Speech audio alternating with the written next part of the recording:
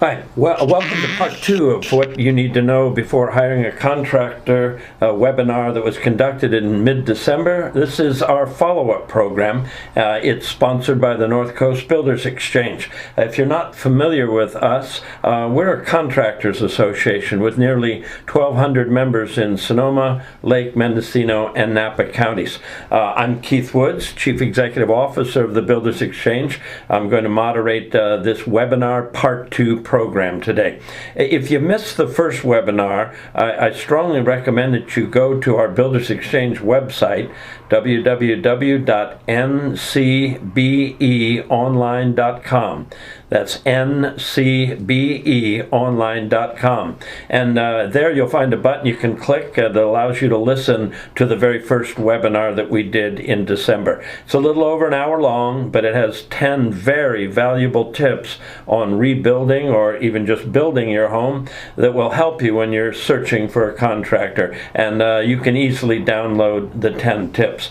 In this program, we're going to answer some of the most frequent questions that we've been asked by fire victims and homeowners and even people that are just interested in remodeling or rebuilding. And our goal today is to, still the same as it was the first program, we just want those of you who lost homes in the wildfires that devastated the North Bay in October to become better prepared for when you meet with contractors to plan your rebuilding.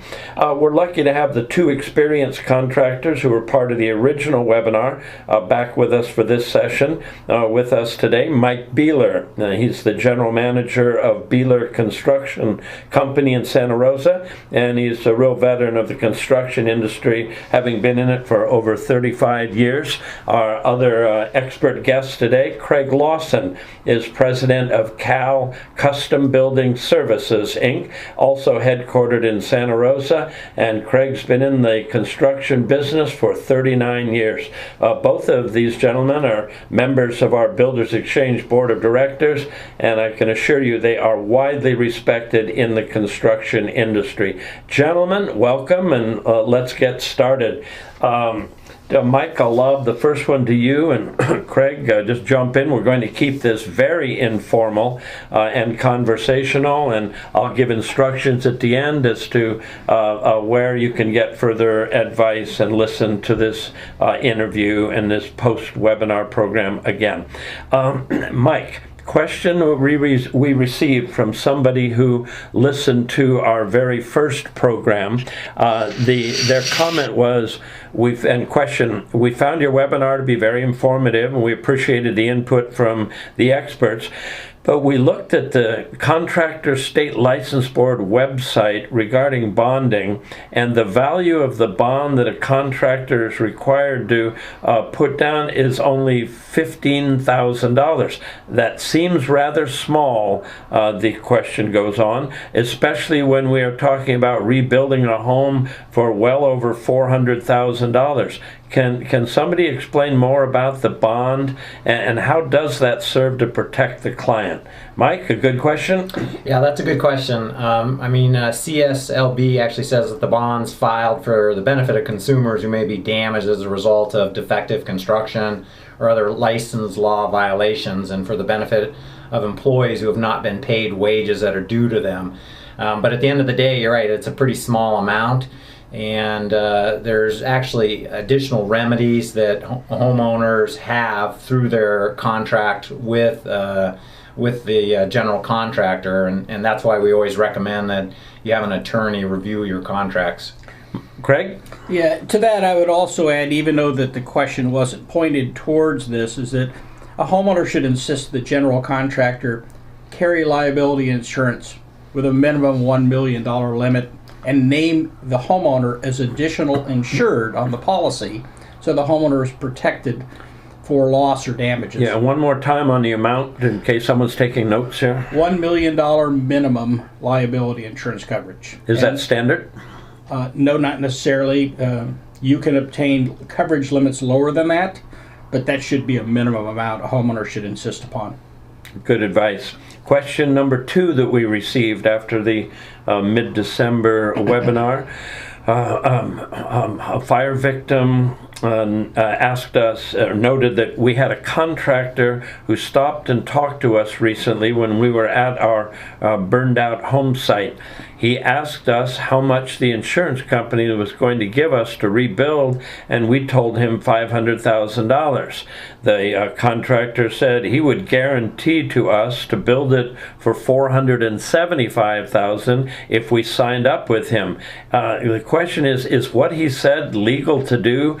And as a follow-up, is it something we should consider, since we don't have any extra money to spend, and it sounds like we could save $25,000? Craig? I'm of the opinion if somebody tells you something that's too good to be true, it probably is. You know, if somebody approached a homeowner with that kind of an offering, the first thing I would do is consult with legal counsel to make sure that you're protected in whatever format that they put together as a contract. How somebody knows how much it's going to cost to rebuild right now is very difficult to ascertain, because we don't even have completed plans at this stage. Well, that was the trigger for me, that somebody that's promising that really isn't a promise. It's just kind of a guess and a hope at that point. Mike, would you be leery of that if you were these people? Yeah, absolutely. I've heard instances where somebody had a certain amount for the demolition, and then when they got a demolition price, guess what? It came in right underneath what they had available. And so, yeah, I would be leery. And at the same time, which we'll talk about later, I think, with some of the contract issues, you need to make sure that your contract includes exactly what is included as far as finishes, level of finishes, and all that kind of stuff. And I still think you should have a little bit of additional room for other expenses. If the builder's not taking care of all your pre-construction expenses, permitting, and probably some sort of a contingency amount for changes that happen during construction, you really want to make sure you have some additional funds available. But if somebody, they're impatient, they want to get started, and I'm on their side, they want to get back into a home as quickly as possible, so they're grabbing the first offer that sounds good, is not likely to work out well, is the point I think you're making. What I'd like to know is, are they obligated to share the insurance amount that they'll get for rebuilding? Is it advisable that somebody tell a contractor that? Well, there's two sides to that. As Mike indicated, if somebody is utilizing those thresholds to turn around and drive their price up to the threshold, no, that's not advisable. At the same token, if somebody has inadequate insurance coverage and they're trying to pursue a contractor rebuild, it's helpful for the contractor to know there's adequate insurance. And I'll use Fountain Grove as an example. If somebody had a home up in Fountain Grove and their insurance limits were $250, $300 a square foot to rebuild, for a product we know are going to be substantially more than that, they can't even get started. They need to work that out with the insurance company first. And it's helpful for that information to be shared so the contractor or whoever they're working with is not spending a whole bunch of time advancing a project that could never get started. Yeah, that makes sense. Mike, any supplement to that? No, I totally agree. Yeah, it's like a double-edged sword. I mean, if it's a reputable contractor and you have a history with them, it's probably good to share that information with them. But at the same time, with others, if you throw that dollar amount out, it's quite possible the bid will come up right underneath that, regardless of where it should be. Thank you. On to question number three that we received in the past several weeks. Can you tell me more, the homeowner asks, about why the costs to rebuild seem like they're going to be so much more than when we first built our home in 2004? I understand inflation has to be considered, of course, but some contractors we've talked to have said that the building costs could be 60 to 70% higher than what we paid originally. Are they right? Because it seems awfully high to us. Mike? Yeah, that's it's still very tough to give people exact numbers. I think you could still come up with preliminary estimates, but at the end of the day, until we can get a completed set of updated documents and go out and get subcontractor and material pricing, it's very hard for us to give somebody that's pretty accurate. Having said that, based on 13 years of time that's passed since the 2004 date that they gave, I would actually expect that it could be higher than 60 to 70% increase. But again, we won't know until we can actually go through the pricing exercise. Does that sound right to you, Craig? I would concur with Mike, and I would also add the other component that we haven't taken into consideration, and that's the supply and demand factor. Until the plans are complete and we can actually go out and secure pricing, as Mike indicated, knowing the fact that we have a finite vendor pool in Sonoma County, subcontractors and suppliers, they are going to want to provide pricing based on completed plans, not estimates on uncompleted plans in advance. And at some point, everybody is going to reach capacity. They'll be able to give you a price, but they won't be able to start right away. So those things have to enter into consideration. You talked about the people that said they're impatient and they want to get started right now. Yes. So that could play into the pricing factor as well. It shouldn't, but it will. Yeah, I think I've told people that if their house was the only one that burnt down, the cost to rebuild would be a certain amount. But the fact that 5,000 other houses burnt down just increased the price to rebuild their home, just because of the pressure that's going to be on the labor and material market. I hadn't thought of this, but there really isn't any precedent to apply to this. Lake County suffered a terrible disaster and fires 2 years ago, and they lost a little under 1,400 structures. We're 5 times that, and so there's so many unknowns because we've not been through this before. What effect, as a side note, what effect do the Southern California fires have on supplies, labor, etc.? Do you think that's going to be a complicating factor, Craig? I believe it is. There were vendors, subcontractors, suppliers out of Southern California that potentially could have come up here and assisted in the rebuilding process. Framers, plumbers, electricians, the like. But now they have their own communities to rebuild. So the motivation for them to drive north, halfway up the state and help us out for the next few years is pretty much lost on the basis of they need to help out their families and friends in Southern California. We still have the other 2 national disasters we're trying to deal with in Houston and in Florida, and those are also consuming a big part of the labor pool across the nation. I think the other interesting thing was, if I recall hearing correctly, that and Keith could probably get this number, the percentage of homes that have not been rebuilt in Lake County is a pretty high percentage, and I would guess we're not going to come anywhere near that. I mean, I think that the percentage of people that are going to rebuild will be much higher here. And so that'll make it even more difficult. Yeah, you're right. And I think, though, that the early signs after the fire is people locally in our 4 county areas, they go through and settle up or look at their insurance. There are some people who are deciding, no, I'm going to put my property on the market, sell the lot, and do something else, which is kind of heartbreaking that they feel the need to do that. But that has happened in Lake County, and we're going to be watching this over the next several years. Question number 4 that came in, gentlemen, a nice comment where they said, thanks for the good advice and your 10 tips at the first webinar. They were very helpful.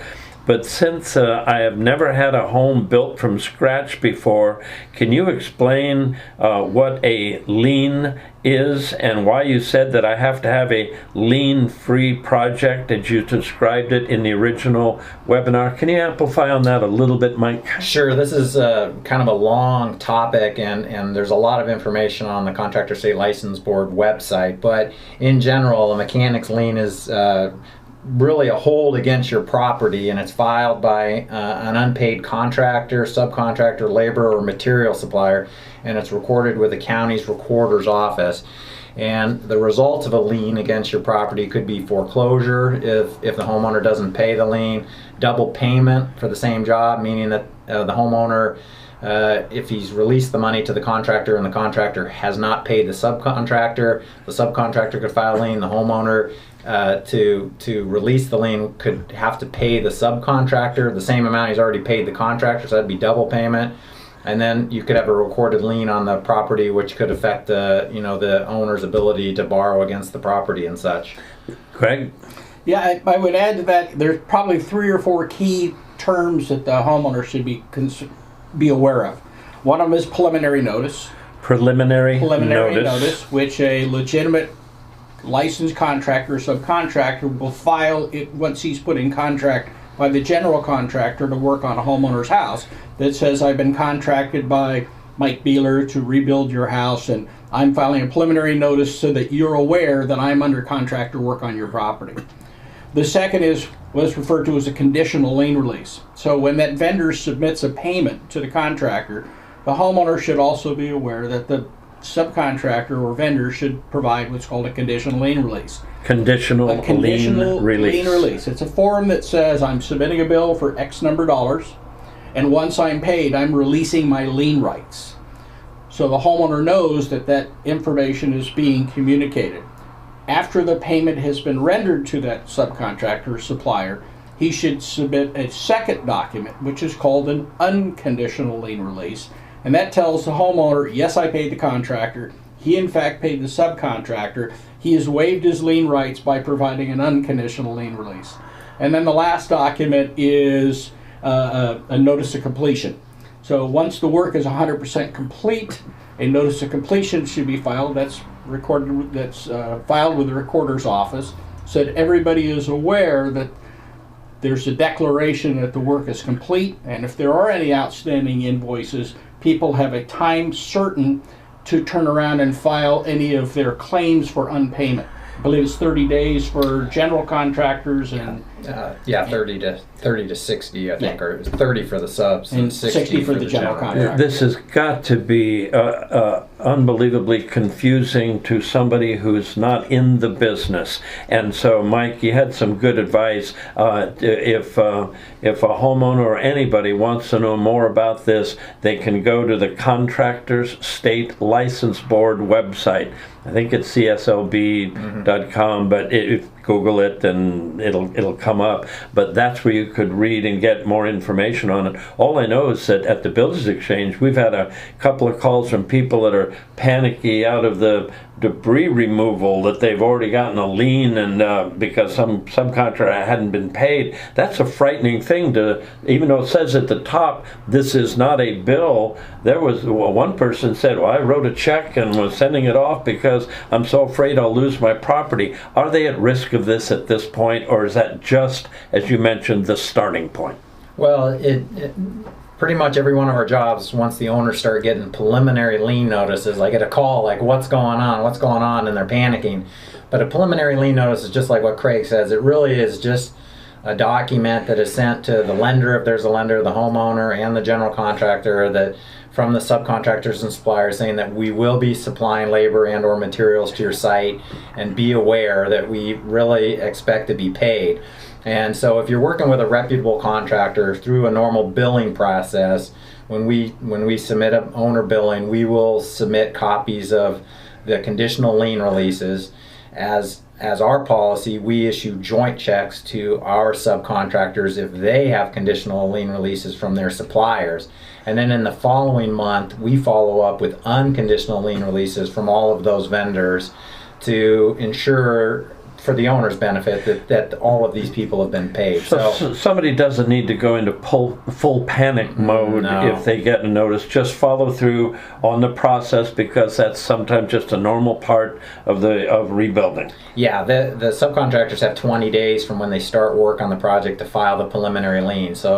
So you will be getting those preliminary liens throughout the process, depending on when the subs start work. But Thank it's you. Nothing to be scared of. CSLB's website, if you want more details, or contact the Builders Exchange. We can help you. Question number 5 is the follow-up. A homeowner said, somebody told me that whatever pre-construction work that you talked about could actually take as long to do and complete as the construction of my house itself. Is that true? And if so, why is the pre-construction work so time-consuming? Craig? Well, there are a lot of variables that enter into that, Keith. Probably the first and foremost is, how old was your house? Because all homes that are being reconstructed have to be brought up to current code. That's architectural, mechanical, electrical, plumbing, structural, Title 24, CalGreen, fire sprinklers, landscape architects, civil, soils, and geotechnical. Once all those consultants have been coordinated and have begun their respective work, you're probably looking at anywhere from 2.5 to 5.5, 6 months to complete their work depending on the complexity and the size And that's of the plans. before anything's actually being built. Absolutely. Then those completed documents then get submitted to the building department for the planning and permitting process. Concurrently, general contractors like Mike and myself would then be securing pricing from vendors because we now have accurate construction documents. So you could be looking at anywhere from, who knows, 4 to 6 months? And Mike, that was probably under normal pre-fire conditions. This is going to exacerbate the problem to have this many people trying to rebuild. Is that safe to say? Yeah, I mean, I think we're going to find out, and I think we have a question later that's going to address part of this, but we're going to find out once we get into the process and see how smoothly it's going and see how fast the county and or the city can process the paperwork. But I think there's a couple other items like HOA approvals. Is that homeowner association? Yeah, homeowners, some areas will have that. There's also possible septic and well inspections and stuff that need to be done as well. So there's if you look at the city of Santa Rosa process, it's pretty daunting. So the amount of paperwork that needs to be compiled needs to be accurate. And I think it depends, again, if you're rebuilding exactly what you had or if you're doing something new. I think that'll affect the time frame as well. Oh, it's got to be scary to people out there, gentlemen. That's why either finding a really good consultant up front to handle all this for you, or a contractor that says, don't worry, I can handle all of this, is going to be critical. Well, I think Craig mentioned this before we started, it's not the design firms are in the same situation that us contractors are. They have a certain amount of capacity. So they're going to have a certain amount of clients, and they're not going to be able to get to everybody on day one. So some of the projects are going to have to be a little bit farther down on the list. Move on to question number 6. Has to do with costs, and I suspect the two of you get this kind of question all the time because I do at the Builders Exchange. Somebody asks, in your webinar, you explain that there are too many unknowns at the moment to be able to give a good estimate of what the cost of rebuilding homes will be. But now that we're a month or so beyond the webinar, are you able to give at least a hint as to what it's going to cost homeowners to rebuild? Maybe even a ballpark figure, or can that still not be done? That's still really tough. I think the word you use, hint, is probably accurate. I think all of us will try to take a stab at it to give you a range, but until we get those completed documents and can put pricing on it, it's really hard to tell. But I know earlier we talked about it could be 80% over what something that was built in 2004. I think that's a possibility. And the only numbers I've heard that are fairly firm are the Coffee Park, the big builders who are saying in the 280 range. Those are the only numbers I've heard to date. But those the big builders or developers, that's going to be for the homes that they bring to the table and have production homes where you choose one of their 5 models. It's not necessarily, and probably wouldn't be at that cost that you just cited, rebuilding the home that they had. Exactly. I mean, those are the only numbers. Apparently they have a good handle on what those costs would be for their model. So if you wanted something outside of that, you know, it'll be just like what we've talked about. You're going to have to get your drawings updated, and then you're going to have somebody give you some hard numbers. Craig, it's got to be frustrating to people. It's like going into a store and you see something you like, or you know you want it, but nobody can tell you what the price is at the moment. But it's understandable. The unknowns we talked about in the webinar are still unknown as the time that we're recording this. Absolutely. Until we have those plans updated and complete, along with all the engineering and the specifications, we're estimating in the dark. For all the reasons we explained in previous answers to the questions, I realize that it's very frustrating to the consumer. They want to have a number. If we tell them a number and the number is not accurate, either it's too high or too low, there's going to be a frustration level. So we're better off treating this like the old Dragnet series, just the facts, ma'am, we want to give them the facts, and we can't do that until we have the information. Because there are no facts. Correct. Understandable. I think every day I hear different ranges from contractors who are just giving a ballpark figure, and it is in the 250 to 300 range in areas like Coffee Park, and I've heard numbers that are 2, 3, and 4 times that, depending upon what sort of bells and whistles you want in your big, beautiful custom home. It's just going to be a lot more costly. And I've been an advocate from the moment these terrible fires hit to not. You're better off giving no information than wrong information. And I think in this case, an estimate is a guesstimate, and as long as people understand it's just a ballpark figure, we can use some numbers, but nothing's firm yet. And how long will it be before somebody gets an idea? Once they've got all their plans in place, in hand? Yeah, once the plans are complete and they're ready for submittal to the building department, then the contractor can secure pricing from the subcontractors and suppliers. But I want to tag on what we had discussed under the top 10 tips in the previous webinar, and that is that bunching or grouping for pricing purposes, bundling is what we use. Will have a significant advantage. As a general contractor, if I'm taking 2, 3, 4 sets of plans to my plumber, my electrician, my framer, and say, I've got this group of 4 houses I'm doing, give me a price because I'm going to utilize your firm for these 4 houses, then they know as they're providing quotes for us, they're quoting not on one house, but they're quoting on multiple houses. They can figure out the economies of scale on their end as we can as well. Boy, I'm glad you brought that back up, Craig, because that was tip number 1 that we offered up. Bundle, try to get a number of homes in your area. There's just economies of scale there that would be the case in any business, but particularly this one. Let me go on to question number 7. Somebody said to us after listening to the webinar, I've had bad experiences with getting permits and inspections in the past from governments in both Sonoma and Mendocino County in particular. Are any of these government agencies making any changes that'll make it easier, quicker, or at least less painful?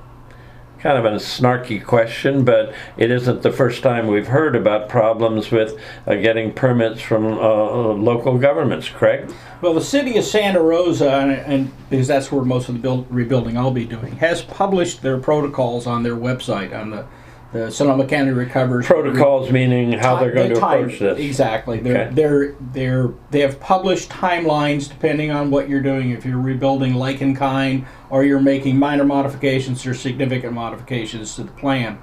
What we don't know, though, is the inspections. I'll let Mike address that on the inspection side. Yeah, I put the answer to your basic question as time will tell until we get into the process, I think, and to see if, municipalities have always had approximate timelines for what they think that they're going to take to process your permit documents, and what word should I use? A lot of the times it doesn't come in when they anticipate it. And then Craig's right, when it comes down to the inspections, the county's talking about adding staff, and the city's adding outside consultants, and I don't know if that's going to be utilized for their inspections as well. But at the end of the day, once people start building and hundreds of homes are calling for foundation inspections or whatever, we're going to have to see if that's going to be a log jam in the process. At least in Sonoma and Mendocino counties, particularly Sonoma, I give them an A for first efforts here of addressing the problem, recognizing that with the magnitude of this disaster in the 4 county area, government can't conduct their permitting inspections in the process as they did in the past. Those days are gone. So I personally give them high marks for the planning they're doing, but now it's a matter of whether they can carry it out, whether they do have the personnel and the capability to follow through on their promises. So it's kind of a waiting game, but I'm hearing good things about what they're trying to do. Yeah, from day one they've been answering phones, which is great. When you call down to the city, you can get a hold of people. But I think a lot of it's really going to be on the people submitting your package for permitting. Is your package complete? Is everything there? Is all the T's crossed and the I's dotted? If you go in with a good package, then hopefully they can process it in a timely manner. If you go in with something that's incomplete, it's going to get kicked back, and then all bets are off. Yeah, but that's always been that way. Cities and counties or agencies will tell you, look, sometimes it's not our fault that this gets delayed because we didn't have anything that we could legitimately sign off on. So that's something else to watch out for. Number 7, make that number 8. I think someone mentioned during the first webinar that a homeowner could act as their own general contractor and oversee the building process of their own home if they want to do.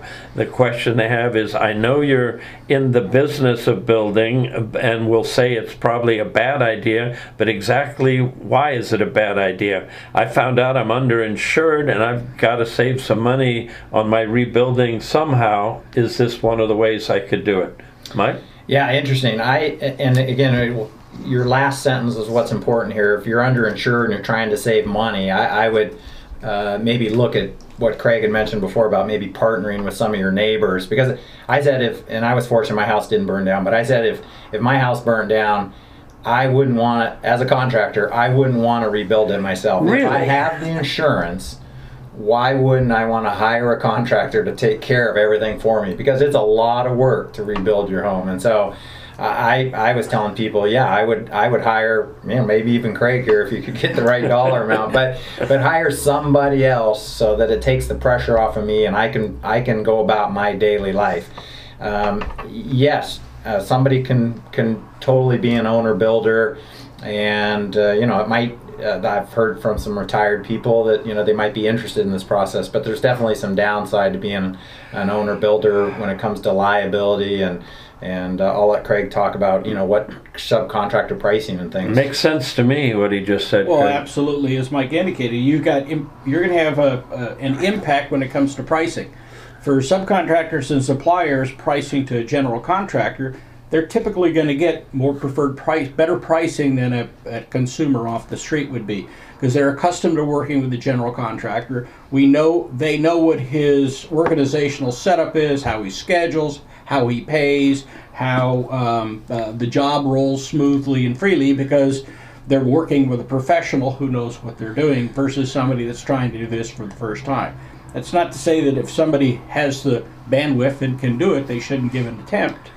But they're potentially going to lose the opportunity of the expertise from the general contractor's perspective of what widget goes next before the previous one, and also the pricing. Yeah, when I first saw the question that came in, I thought of a lot of reasons why it's not a good idea. Time consuming, and if you don't have expertise, a lot of things can go wrong. I hadn't thought about the pricing. A contractor can get better deals on material and hold a subcontractor's feet to the fire better than a homeowner can. Probably one of the best analogies I saw was in a repair shop one time when it had the published rates per hour, and it said the mechanics rates per hour were $100 an hour. If you wanted to watch, it was $110, and if you wanted to help, it was $120. So the concept holds true. Subcontractors are accustomed to working with professionals, which know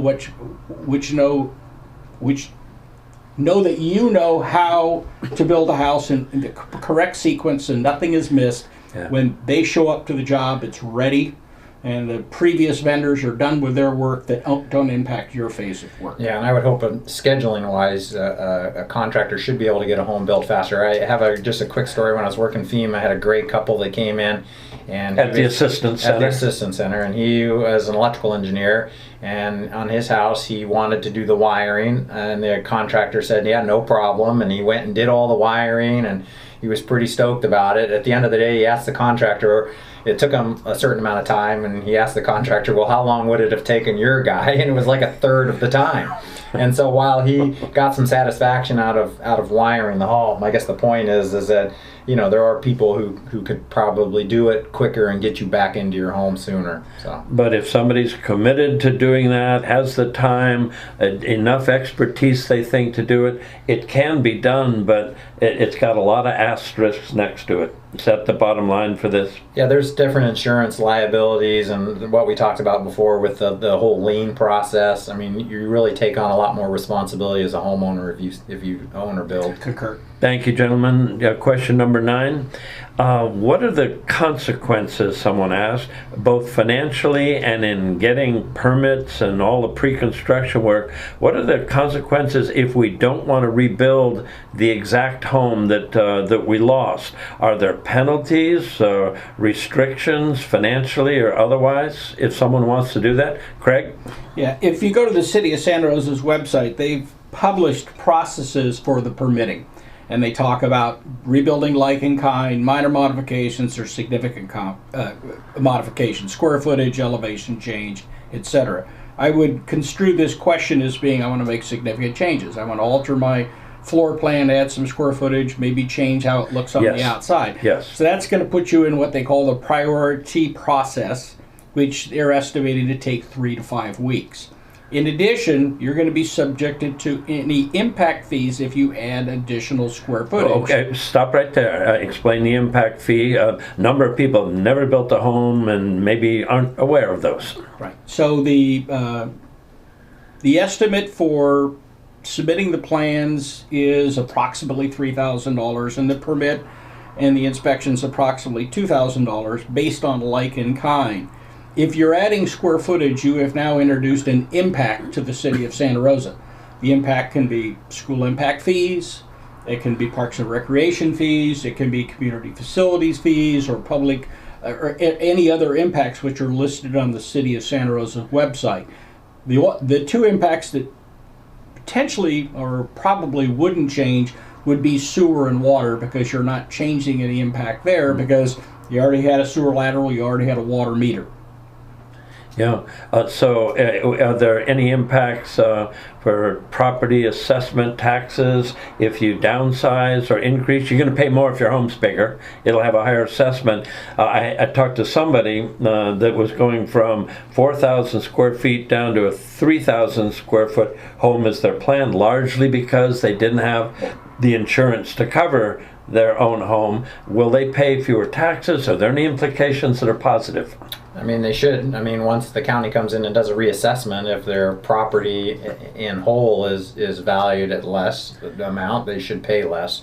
Yep. The one thing for sure, the city won't give you a credit back on the fees because you reduce the square footage. They won't. Yeah, that's a good point. And the other thing that I think is important is if you're making all these changes, other than just getting through the process at the city or the county, just your upfront design time will potentially take longer. I mean, if you're just asking an architect to update your current plans, that's one thing, but if you start changing floor plans and exterior elevations, that typically takes them a little longer to prepare them. Sure, but I could understand somebody who the tragedy of losing your home doesn't make it all worth it, but now that you've got a property and you're starting from scratch, most people I know would change something about the home they live in. Even those who haven't lost their homes, there's just something in there that you wish you could change, and people are probably going to look for that option. And so it can be done. There are some consequences and implications of doing it. And cost.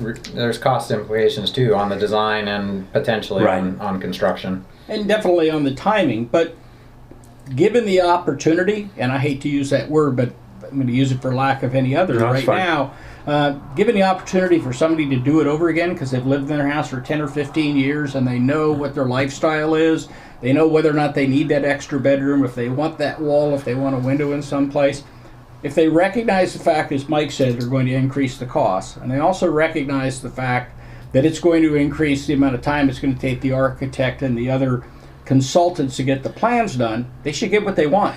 It's their house. But I've also said too, I've had a couple of clients come in and the architect's recommending changes that I think will be more beneficial when they turn around and resell the house later. I see. So some of these changes to maybe create a more open floor plan or pick a new roof line, there's some other advantages which could benefit you in the long run. Boy, there's so few silver linings in this horrible black cloud of the wildfires. This may be one of them, that you get something you want more than what you had. It's just a tough way to have to get there.